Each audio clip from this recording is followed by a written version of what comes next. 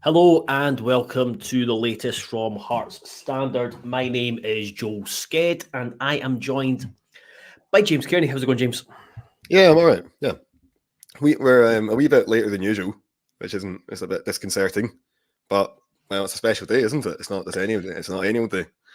Yeah, we were going to record this very first thing in the morning, but we thought, what's the point? Let's just do it See how later things on. play out.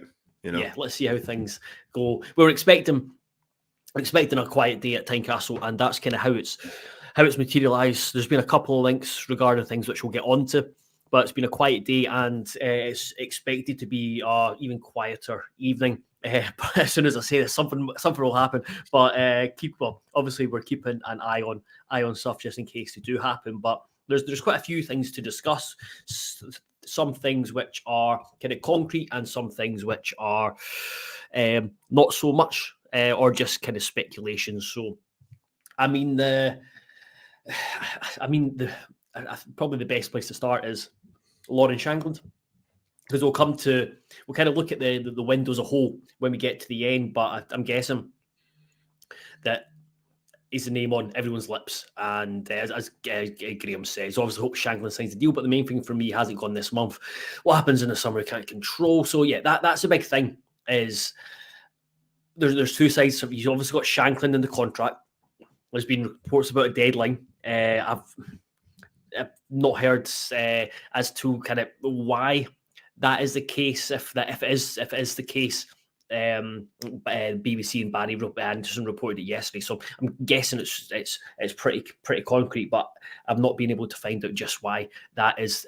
That's why what the case is and what the thinking behind it is.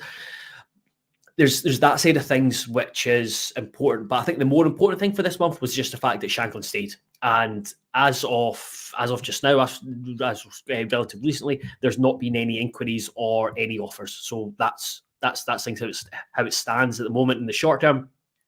It would now take, if you're looking at like a big offer to land them in this month. Tried to land them in the last, it shuts at 10:30, so the last 4.5 hours of the window, the fee gets even bigger and bigger and bigger, because again Hearts won't have as much time to replace him, especially with Kevin Van Veen, who we will go on to discuss. Looks like he's signing for St Mirren or Kilmarnock. I think maybe St Mirren, but I'll need to double check that. But yeah, the main thing is Shankland. Fingers crossed, nothing mental happens in the next few hours. Will be a Hearts player going into the 2nd of February, which is I think something that every Hearts fan wanted. If they got offered that at the start of the window, that's exactly how they would have taken it. Yeah, I mean, we spoke about it at the time when the window first opened. That was everyone's priority. It had to be. We see how important Shankland is to Hearts every single week. We know that there's no other team, certainly in the Premiership, probably in Scotland, that relies on one player so heavily, and so it was always going to be a very difficult sell. Like if a buying club was coming in, they're always going to have to stump up lots of cash because of that. Like you say, now looking at the time we're at, just pushing 6 o'clock. Again, I think we're almost at the point now where it's like, well, if negotiations haven't even begun at this stage, it's very difficult to see how anything could get done, because you've got the negotiations between the clubs, negotiations between the club and the player. They've got to do a medical. They've got to have the paperwork sorted. That's an awful lot to do in 4 hours. So I feel pretty confident. I've definitely set myself up for a fall here, but yeah, I think we can say for sure that Shankland isn't going anywhere. And again, that was the top objective of the transfer window. If he signs a new contract, that's the cherry on top. That's brilliant. But the most important thing for Hearts, for Stephen Naismith, for everyone, was that come the 2nd of February, Lawrence Shankland was still a Hearts player. That might mean that, come the summer, maybe his valuation goes down if he doesn't sign the contract. Maybe he does move on in the summer for less money than the kind of fees that we've been speaking about over the last few weeks and months. So I think that, but I just think that that's worth it in the long run, though. It's got to be just as important to the team. It would have been effectively writing off the whole season, even the stage that Hearts are at, where they're in this wonderful position in 3rd. They're so 10 points clear. It's brilliant. Even if you take Shankland out, though, and then you do start to go, oh, would they get over the line? I don't know. Maybe they would, maybe they wouldn't. But all of a sudden it becomes a very serious question. Whereas if Shankland remains fit between now and the end of the season, it's going to take something quite special for Hearts not to get third. So again, I think that, yeah, retaining Shankland had to be the priority. I mean, I've got an article coming out, I think it's going to go out tomorrow morning, basically just saying exactly what Graham said there. The fact that, yeah, it was always going to be the most important thing to happen. That had to be the priority. And then if there's other business, other deals that were done after that, great. You know, if he signs a new contract, even better. But let's face it, just having him in the building, that's the most important thing. That by a mile, and nothing even comes close. I'm not going to lie, it was something you said. It does intrigue me to see how the season would pan out with and without Shankland. But again, it's not a theory I would like to see tested. I'll put up Football Manager and run a few demos, see how we get on. Yeah, we'll do that. But yeah, it'd be interesting. You just look. I think if Shankland was to leave, it'd more be like the kind of the mentality it would have, the knock-on effect it would maybe have in the squad on the team. But yeah, you mentioned the summer, and Ben Odlin asks, all seriousness, after he suggested get big Armand Nanjali back. I'm not sure that's the best way to go. I think he's 100% gone in summer. How much would we get for him in the summer compared to January? So it's a difficult question. The smart arse answer would be however much someone's willing to pay for him. But it's difficult to put numbers on, just because a lot can change. Who knows what's going to happen regarding his contract over the next 3, 4, 5 months. Speculating and trying to get inside the mind of Hearts in terms of any potential deadline. They might just thinking just put a pin in it, and just so it's not dragging into the second half of the season, and then maybe pick up later on in the season or in the summer. And then you have to factor in Germany and Shankland going to potentially being part of Steve Clarke's squad, and seeing how he can do within that environment. And then who knows how things progress elsewhere that might convince other teams to think he's the man for us. So lots can happen. I think it would be less how to phrase this. It's so in January this month or this past month, you would want a big offer, and you'd probably accept slightly. It wouldn't be so bad to accept a slightly less bid in the summer if he has helped us get to third place and into the European group stages. But kind of money wise, it would still have to be a decent chunk, because you think, well, we're not going to sell him for that. We can have him for another year. He can leave on a free, but that year he could help Hearts get to third place again and potentially into the European group stages. Yeah, so I mean, they're like you say, there's so many factors that go into it. I'm a bit more pessimistic about it. I kind of think, particularly if, say, we get to the summer, Shankland hasn't signed an extension, he's got 12 months left in his deal. At that point, it becomes a tall order. Like at that point, somewhere between 1 and 2 million, I would guess that tends to be the going rate for players like that.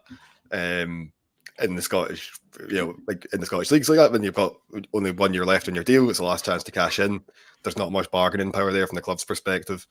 So I think I don't think it would be much at all. I think it'd be probably. I think that if Shankland was to have left in January, I think Hearts could have realistically held out for 5 million or so. I don't think that's beyond the pale at all. I would, if he wasn't to sign a new contract and he makes it, it comes around in the summer and he wants to leave, a bid comes in. If Hearts get half of that, I think if they got like 2.5 million, that'd be sensational. But I think it'd be a lot less than that, just because it's such a weak bargaining position. And like you say, yeah, he could keep him for another year. He gets the goals, fires Hearts to third. But there's just no guarantee next season that the third's enough to get into the group stages of European football. If you want to hang about to get fire into that, to fire into the group stages, then you're going to need them for another summer. You're going to need them into the next season. You're going to need to make sure he's cup tied in Europe. That's going to put off some clubs as well. So, yeah, there are a lot of factors that go into it. But my gut feeling would be that I think that while he would go for a relatively high fee for Hearts to bring in, because they don't always bring in 7-figure fees every day. It doesn't happen every day of the week. But I still think it'd be a disappointing figure considering just how good Shankland is as a player. So I think that he's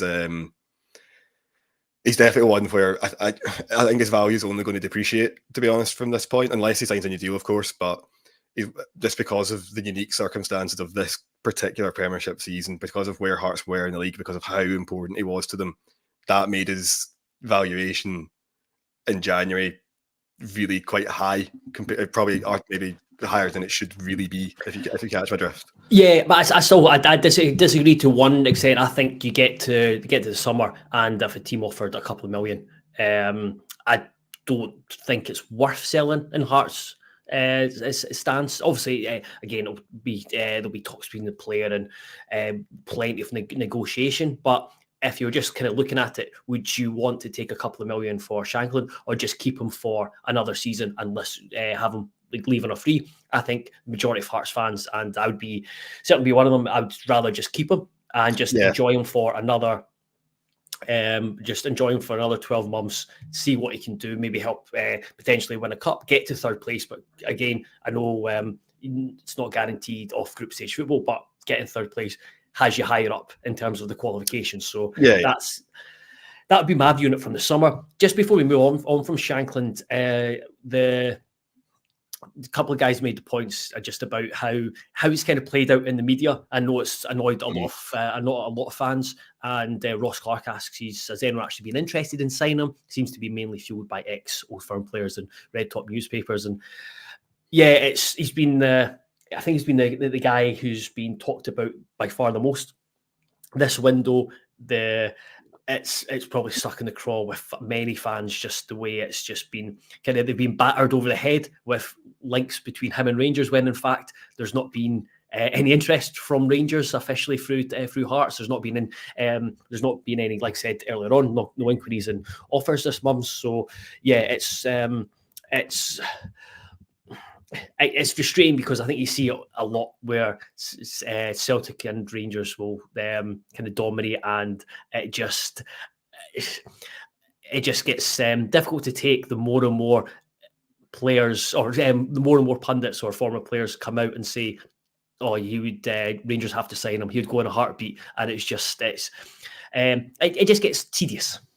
No, definitely. I mean, no one likes watching their best players getting poached by anyone, much less when it's two teams that dominate this league, this country, and always have, both on the pitch and off of it, in terms of the whole media side of it as well. And yeah, it's obviously a frustration, particularly when you see players getting linked to clubs when, like you say, there's nothing concrete in it. And I completely understand that frustration, and I get it. I guess the one thing I would say is that I'm probably not going to be very popular here, because I'm going to start defending the press now. But all I would say is that, exactly, boo hiss. But all I would say is that I see some things, people talking about how the papers they're trying to get Shankland, they're trying to sell Shankland, or they're trying to do that. Just to be clear, like I think that I get that, like, as a Hearts fan, it's incredibly frustrating, it's annoying. But I would say they're not trying to sell anyone. They don't, they're trying to sell newspapers. They're trying to, sell clicks. That's what it comes down to. It's like, they're wanting, Shankland stories perform well. They want people to, they want to have stories that perform well. They want people to read them. That's their business model. That's how it works. So I don't think it's as if it's like, the editor, Daily Record, or whatever, sitting there one day going, how now can we, put more pressure on Hearts to sell them Shankland? That's not how it works at all. It's far more cynical than that. It's just, no, they just want to sell their paper and get clicks in. So I don't think there's any sort of shady conspiracy, but at the same time, I do completely understand and appreciate that it's not what you want to be reading. If you're a Hearts fan, waking up and then every day seeing these tweets, these articles, these posts where it's, like you say, former Rangers players piping up, pundits piping up saying that, oh, it's a done deal, what's happening, or it has to happen. It is a bit disrespectful. I think I get that, but I would say that it's just done out of. I don't think it's done out of some sort of grand conspiracy or anything like that. I think it's more just, it's the hot topic and people are happy to chip in on it.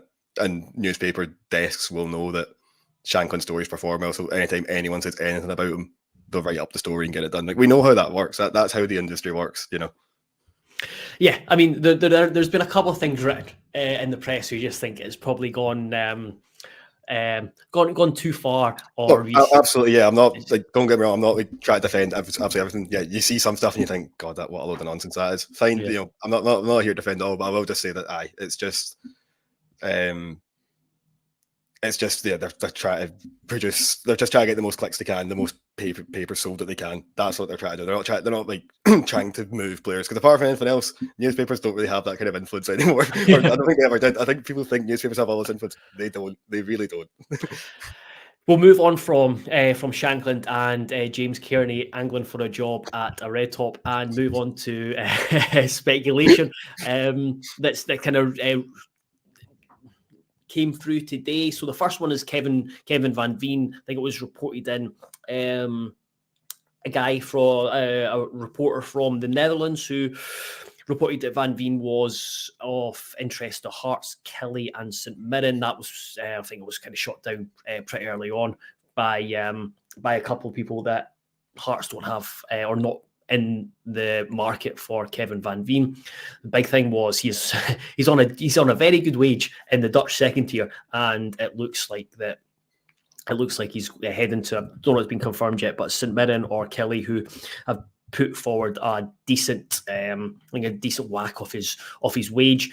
The big thing for Hearts is that if he would be the obvious replacement if Shankland went, but with Shankland not going, I know some fans will be kind of looking at it thinking probably still a wee bit light in the forward areas, especially with Liam Boyce out injured, and that he would be kind of a sensible short-term signing until the summer. And I think it would be a good signing, but at the moment Hearts are in a position where everything's quite comfortable. They don't have to like push to do anything. It's not a desperation signing, and there's been plenty of those in the past at Tynecastle.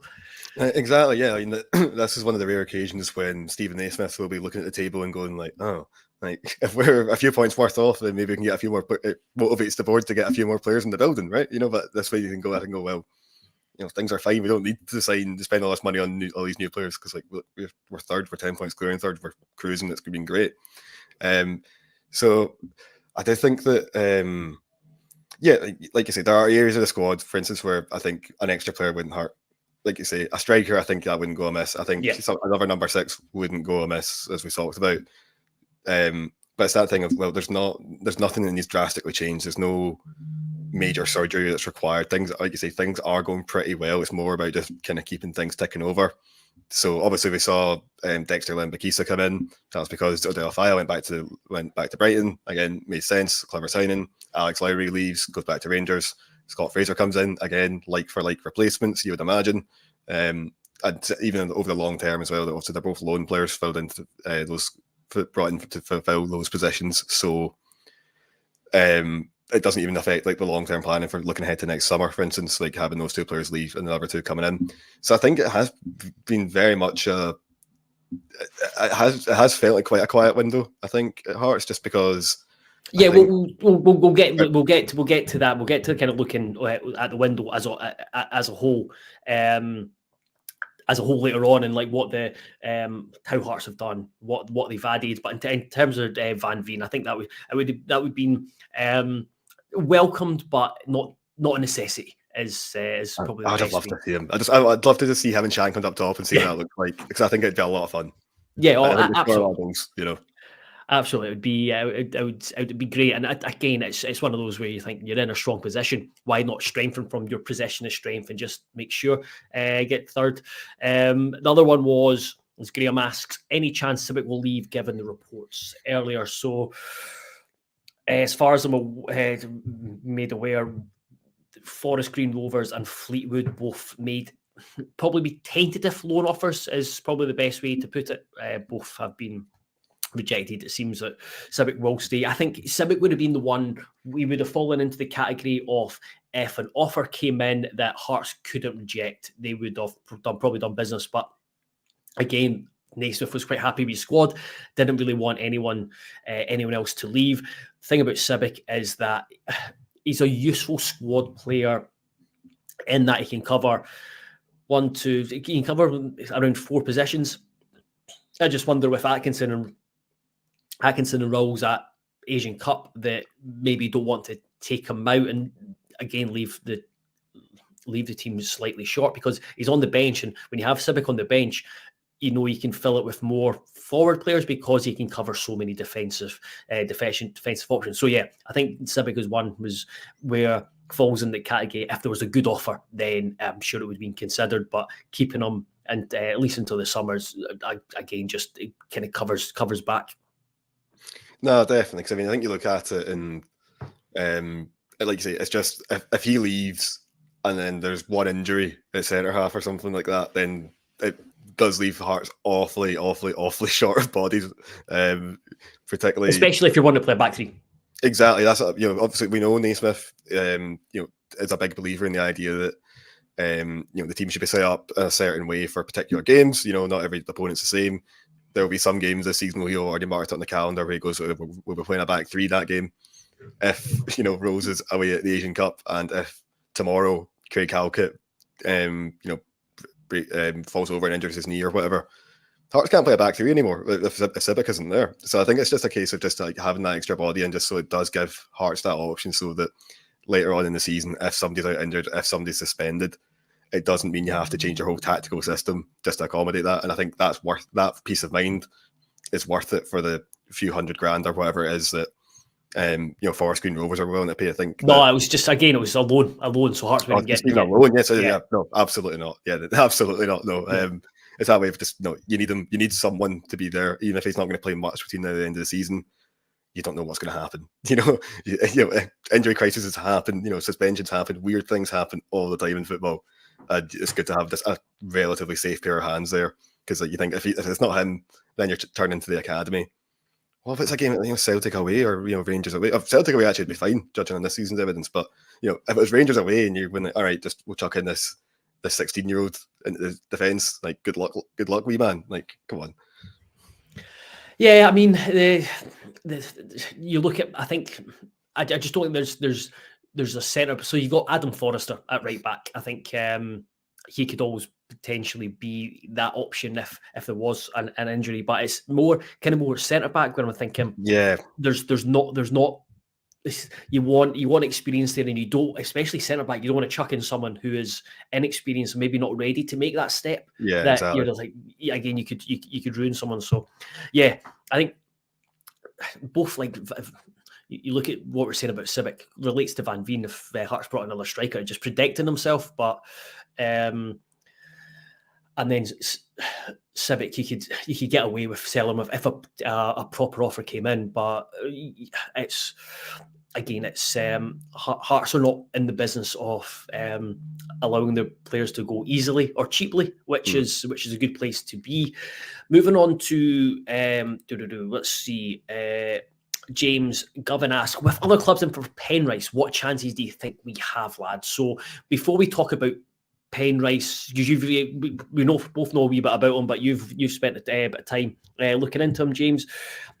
There is, as far as I'm aware, there is a lot of interest from around, not just the Scottish Premiership, I think down south as well in Penrice. I think he's someone who every club in the Premiership out with the Old Firm see as a potential target for the summer. When you ask what chances do you think, I think Hearts should consider themselves as front runners because of the position the team are in the league, the potential for next season of European football.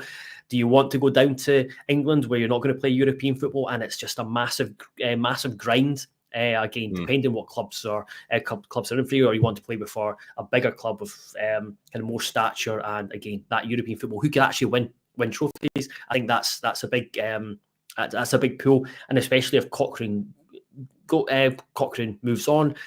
Penrice could come in and see somewhere that he can grow and develop. You can look at Forest, started slowly, but now getting better and better. So yeah, I think in terms of what chances Hearts have of Penrice, I would imagine a very, very good one. I think you'd have to have Hearts at the front, or certainly near the front of the queue. Yeah, definitely. I mean, they're absolutely, in terms of like Scottish clubs that are looking at them, Hearts have to be at the front of the queue because, well, chances are they're going to finish third. There's going to be better European football at stake than perhaps the teams that finish in the Conference League spots, and there's going to be more matches as well, so you'll get more opportunities to play. So it's difficult. The only thing I could see that you could maybe say, oh well, that could turn his head is obviously English Championship clubs can pay more money than Hearts. Yeah. So that's the reality of it these days. Birmingham City can offer him a contract on 10 grand a week. Hearts can't do that, and that's fine. So I think that'd be the one thing where maybe he does go, do you know what, time to cash in. I could go down to England for a few years, make a good few quid.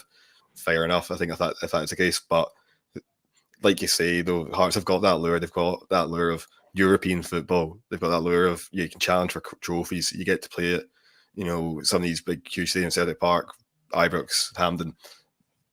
So I think that I think Hearts is a really attractive option for him, and certainly I'd like to see him there because I think he could do a really good job. Like I say, I've been looking into him a wee bit recently, and I think he's of a similar sort of profile to someone like Alex Cochrane. Maybe like looking at the radars and things like that, you can see the similar shapes in terms of the things that they're good at and the things they're not so good at. And I think more importantly as well is the fact that you can see him developing as well over the past few years. Again, when you look at the stats, there's a clear progression from year to year to year where he's getting better. And he's at that point now where he's 24, 25, something like that, I think now. He's got a good few years of Premiership football under his belt. He's been playing at Livingston under Martindale, so he's a hard worker. He's not scared of a graft, and he's actually a really technical player as well. He can get forward and get balls in the box. So I think that I think he's more of a left wing back than a left back. I think he's better in a back playing in front of a back three. I would imagine the idea would be to bring him in for competition for Cochrane, and possibly with the idea that he'd be the long term successor to Cochrane if a club came in the summer or next year for Cochrane, because I think he's one that most Hearts fans would agree he's probably someone who will get sold for money at some point or another. Yeah. Or you'd like to think so anyway. Yeah, he's one of the guys. That long term planning, Yeah, I think that's what this is. Yeah, Cochrane is as the Source Network says, quite rightly says, Alex Cochrane is a standout. I know we've both been really impressed with him this season, and he is someone you group within the Hearts squad as a key asset. You have him, you have Lawrence Shankland, and you have Kye Rowles at the moment, who you're probably looking at the three players who can you can look at and think they could make Hearts certainly a few £1 million. And Cochrane is that one. And it's a big thing that Naismith has talked about when I've spoken to him, he's spoken to the press about it. And in terms of especially this month when talking about the January transfer window, is that they want to future-proof. So some of these signings might not be for tomorrow or immediate. It might take them 3 months to kind of have that impact. It might take 5-6 months. But bringing in, looking at him as a potential replacement for Cochrane to the medium to long term, I just think it's a sensible move. It's a type of move I think a lot of Hearts fans want to see the club do, where they look around the Premiership and bring in players who they think can come in and they experience of the league and they can develop, and that's something that Hearts have had success with in the past. You're going back to kind of Jim Jeffries' spell, his first spell, and even his second spell when he brought in guys who understand the league, and then bringing these guys in allows you to go abroad and bring in guys who are who may take longer to adapt, but these guys from Scotland can just come in and have an impact maybe quicker than like, for example, like Vargas and Tagawa, etc. So yeah, I think it's just it just seems a lot of sensibility around it. Same with Yandanda. Yeah, I think Fenrice ticks a lot of boxes. Again, it's an area where Hearts do need probably another player in there, because right now there's Cochrane and Kingsley that play there, but obviously they usually play together anyway in the starting 11. So if you're losing one, I would say Kingsley's more of a centre back now. I think so. Yeah, I would say so as well. So I think it's an area. Yeah, again, looking further down the line, it does need an extra set of hands in there. Penrice, I think he's got the right profile. He's a player who's always had lots of potential. I think he started fulfilling it in the last couple of years, and I think that if he was to take that step up to a club like Hearts, I think he's someone that could really thrive having done that. And again, similar to Yandanda again as well, another one that's just very sensible. So I think at this stage it's still not been officially announced or confirmed by either club, has it? No, so that's what Graham asked. If Danda signed the pre-contract, when would we announce it? I'm not sure what the logistics are around it. Whether they're waiting for the transfer window to be kind of done and dusted and announced, or I think you kind of both have to come to agreement. But it's as far as I'm aware, it's there's a pre-contract being agreed between the parties. So when it officially gets announced, I couldn't exactly tell you. I would guess probably tomorrow. I think you're right. It's probably that case of they might just protect the county on their end, might be going, well, let's hold fire just in case Hearts end up going, all right, we'll give you $100,000 for him if we can get him, whatever it might be in terms of pushing through that late January bid. So it might be a case of that. I mean, we all know what's happening though. It's it's confirmed. It will go through. And again, it's a similar type of player where clearly a talented player, a technically gifted one too, playing at a team towards the bottom end of the league where he's one of the better players in the league. His contract's up in 6 months. He's at a good age. I think he's a similar sort of age 24, 25. 25, yeah. With Danda. I guess that's a similar idea where, okay, he's got a couple of seasons Premiership experience under his belt, first team football under his belt, clearly a talented player that's ready to kick on, ready for a new challenge. And again, that's exactly what Hearts can provide while also plugging a hole in the squad, because we know that I was going to say we know that Scott Fraser's gone back to Charlton. Maybe he doesn't. Maybe he ends up staying. Depends how he gets on. But as it stands, he's going back to Charlton. Barry Mackay, I don't think we can rely on him at the moment to stay fit for a full season, which is a shame to say, but I think it's true. And then you got George Grant, who, to be fair, has really come onto a game recently. I think that if you'd asked maybe 6 months ago, would Grant be here at the end of the summer? I'd have said absolutely no chance. Now you look at it and you go, well, actually, maybe he will. But regardless, it's still an area of the squad that needed filled, particularly as well when we watch Hearts as well out in the pitch and you see that it can get a bit laboured in the final third. We know about all the problems about Hearts have had at times getting forward and creating chances, and that's a problem that Fraser addresses directly. So again, I think it's a really savvy addition. Oh, Danda, sorry, I think it's something that Danda addresses directly. So again, I think it's a really clever addition. Hearts fans will probably need to wait till the summer. I can't imagine it's getting pushed through now, particularly after the Fraser deal was confirmed. But certainly a player who's, in the nicest possible way, too good for county. And I think that it'll be just really interesting to see what he can do in a better team, because I think he is one of those guys who can kick up a few gears. Yeah, absolutely. I think there's potential there. Big thing is he comes in and brings a really good set piece delivery, which is always handy, especially with the way Hearts are trying to getting better at corner kicks. That he's got that in his arsenal. I think when he comes in from Ross County, I think there is going to be more pressure, responsibility on him to kick on and be a bit more maybe more consistent than he has been at Ross County, even though he's been a key player at Ross County. Yeah, because the thing as well is that you're playing at Hearts where the standard is higher. You don't like at County. He's like the guy, and he can misplace a pass every now and again. He can have a bad cross, and you go, well, it's all right because he'll do the next one.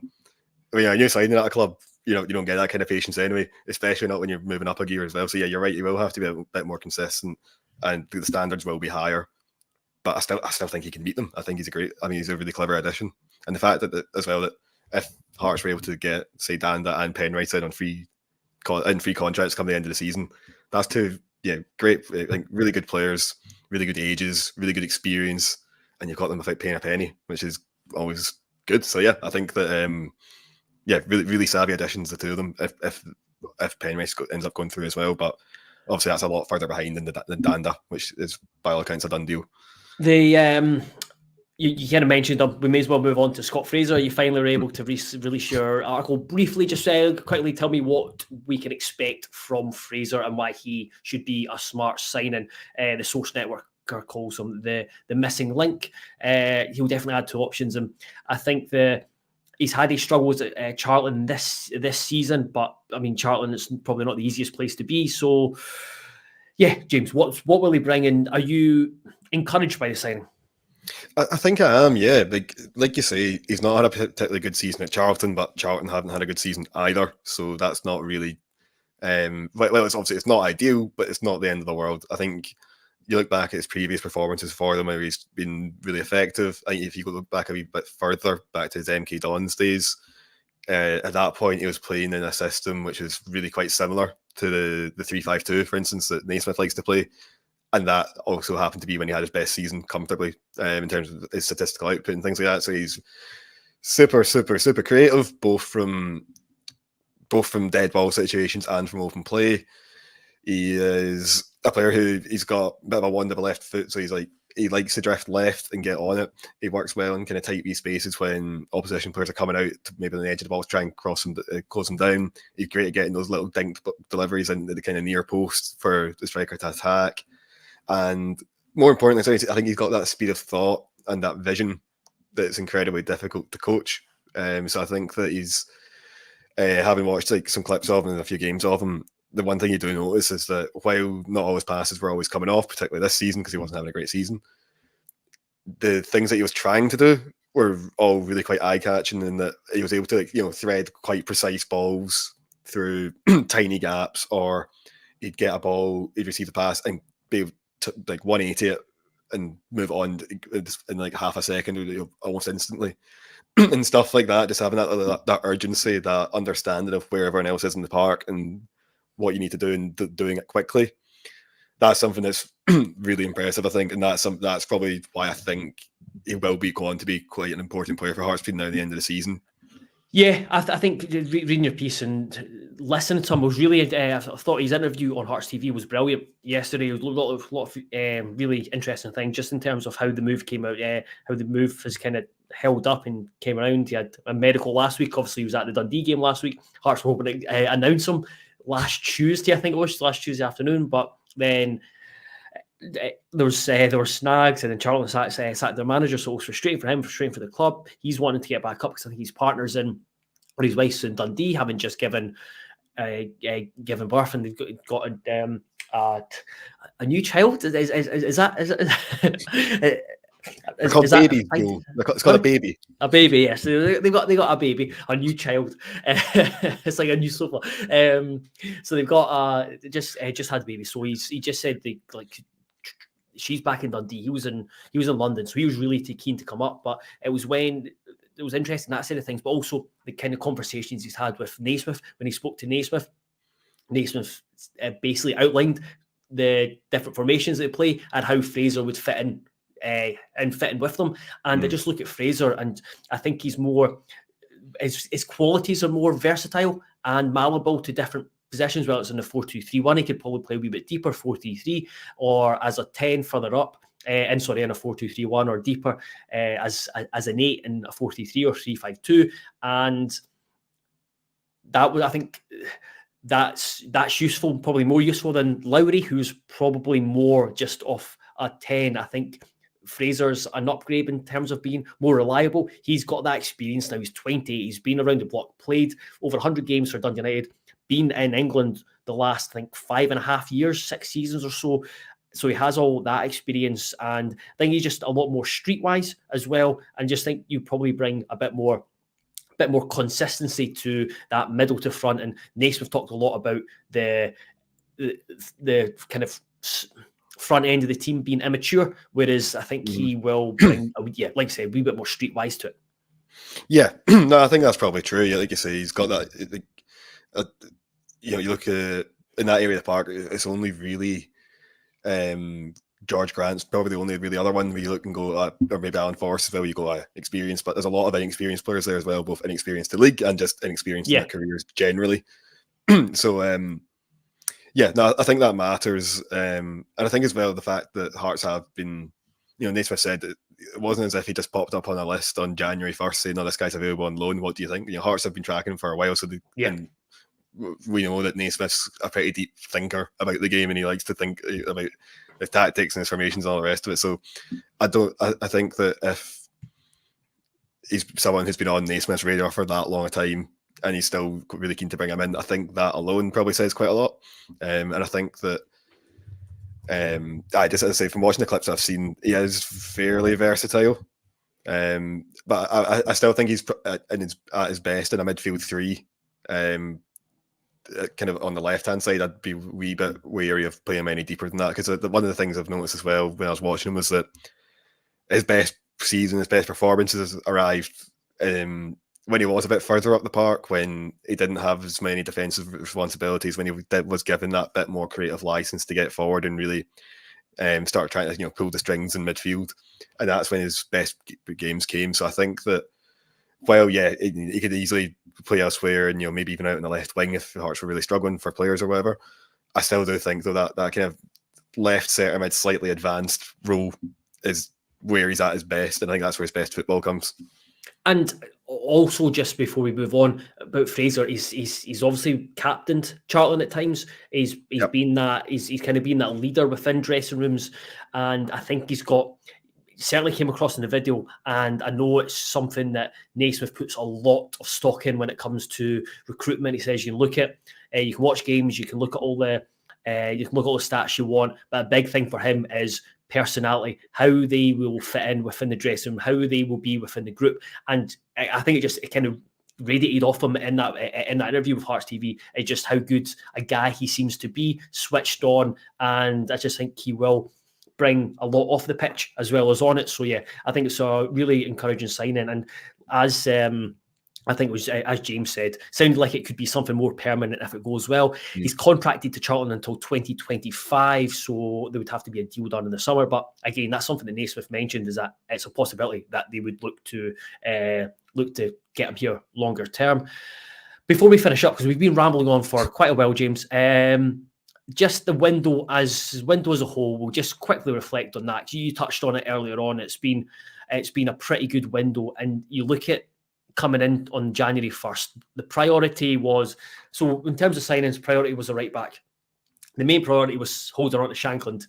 Both look, as we're at 6:30, 4 hours away from the deadline day, the right back's been ticked off. Shankland looks like he's staying, and then you've added someone like Fraser, who, like we said, with Lowry going away, he's probably, certainly short term, an upgrade on him. I think Lowry's a very talented player, but I think Fraser's a more rounded individual. And then you have Danda signed on a pre-contract, and potentially James Penrice as well. So and then there's been a couple of fringe players that have moved on. It just seems like just a very savvy month for Hearts and within recruitment.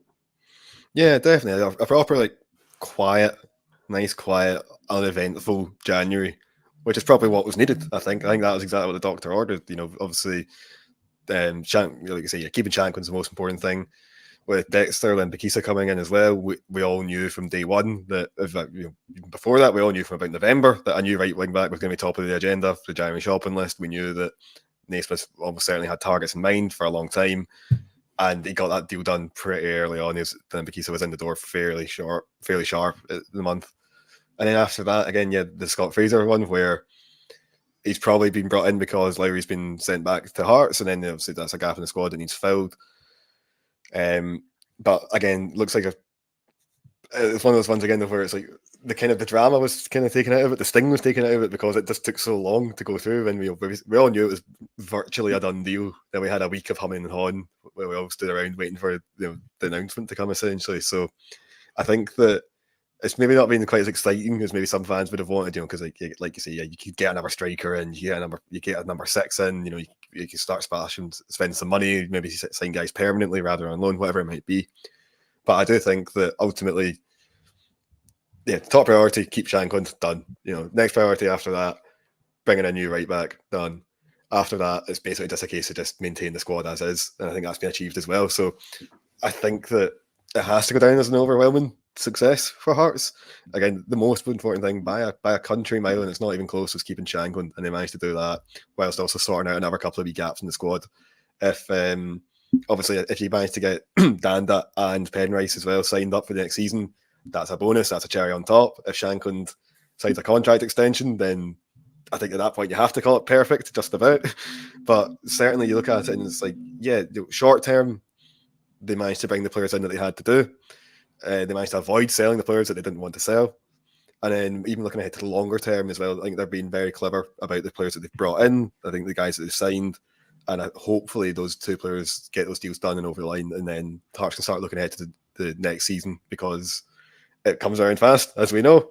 And it's all, I think, like, I'd be encouraged by the fact though that the management team are clearly looking ahead 6 months down the line and wondering what position we're going to be in then and making moves then, because again, it's that thing you talked about, it's future-proofing yourself. Yeah.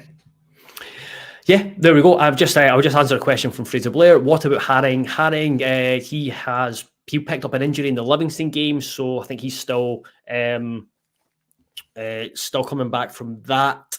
I remember reading, I think it was Barry Anderson put out a piece earlier on this week about the injury update. So we kind of knew about Devlin, Mackay, and Boyce's issues, but he provided update Haring. So I think it was a potential knee issue, but need to double check that. So that's why he's not been in the squad recently. So yeah, we'll leave it there. We really appreciate everyone who has maintained us blabbering on for 45 minutes. 15 minutes too long, but hey ho. Thank you very much for everyone for listening. I believe it'll be a very quiet evening for Hearts, but you never know if transfer windows daft stuff could happen. If you want to check out heartstandard.co.uk, we've got plenty of content up there around the transfer window, tactics, analysis, bit of everything. And James Govan says, sign up to you both. I've been putting off getting a subscription, but content on here is great, so I'll be signing up. Yeah. Notice your jobs, but the content is top class. It needs to be praised. Thank you very much, James. That means...